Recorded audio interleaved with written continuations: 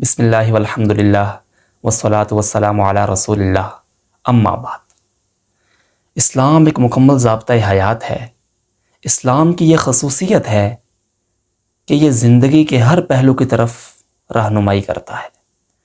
حضور نبی پاک صلی اللہ علیہ وسلم نے اپنے افعال، اقوال، اعمال کے ذریعے امت کے لیے ایسا اسوہ پیش کیا ہے کہ ایک مسلمان کو غیروں کی طرف دیکھنے کی ضرورت نہیں رہتی۔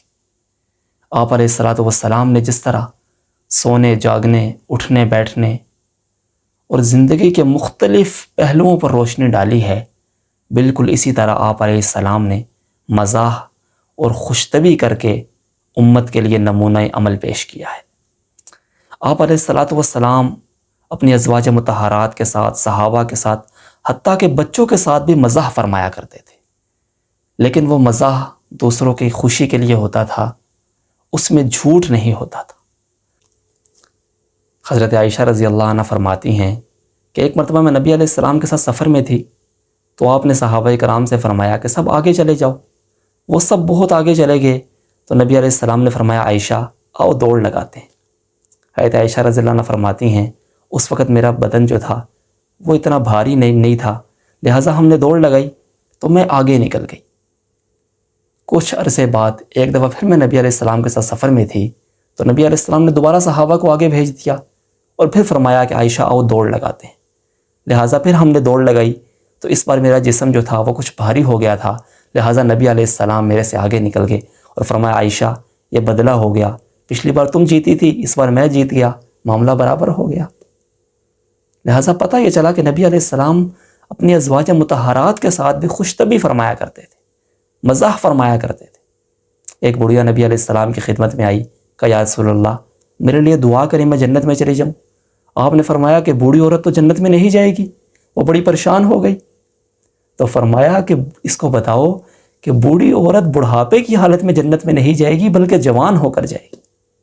اسی طرح ایک صحابی نبی علیہ السلام کے پاس آئے اور سواری کے لیے اونٹ مانگا، تو نبی علیہ السلام نے فرمایا کہ ہم تو تمہیں اونٹنی کا بچہ دیں گے۔ کہا یا رسول اللہ مجھے اونٹ چاہیے۔ تو نبی علیہ السلام نے پھر فرمایا کہ نہیں ہم تو تمہیں اونٹنی کا بچہ دیں گے۔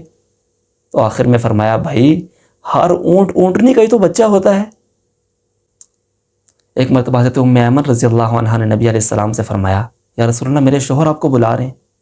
تو نبی علیہ السلام نے فرمایا کہ تمہارے شوہر وہی ہیں جن کی آنکھوں میں کچھ سفیدی ہے؟ تو انہوں نے یہ سمجھا کہ شاید میرے شوہر کی آنکھیں خراب ہیں، ان کی بات کریں۔ کہا یا رسول اللہ نہیں میرے شوہر تو بالکل ٹھیک ہیں۔ کہا نہیں جن کی آنکھوں کے اندر کچھ سفیدی ہے؟ کہا نہیں اللہ کی قسم یا رسول اللہ وہ تو بالکل ٹھیک ہیں۔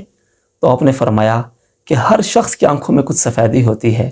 تو نبی علیہ السلام ایسا مزاح فرمایا کرتے۔ اعتدال ضروری ہے، نہ تو اتنی سنجیدگی اور متانت ہو کہ ذرا سے مزاح کو بھی ناجائز سمجھے یا غلط سمجھے، اور نہ اتنا مبالغہ ہو کہ ایسا مزاح کرے اور ایسا مذاق کریں کہ جس سے دوسرے کی تکلیف کا بھی کوئی احساس نہ ہو، حلال حرام کا بھی کوئی خیال نہ ہو۔ تو ایسا مزاح جو ہے یا ایسا مذاق جو ہے وہ درست نہیں ہے۔ اللہ پاک ہمیں صحیح طریقے سے حضور نبی پاک صلی اللہ علیہ وسلم کا اتباع کرنے کی توفیق عطا فرمائے۔ وآخر دعوانا ان الحمد للہ۔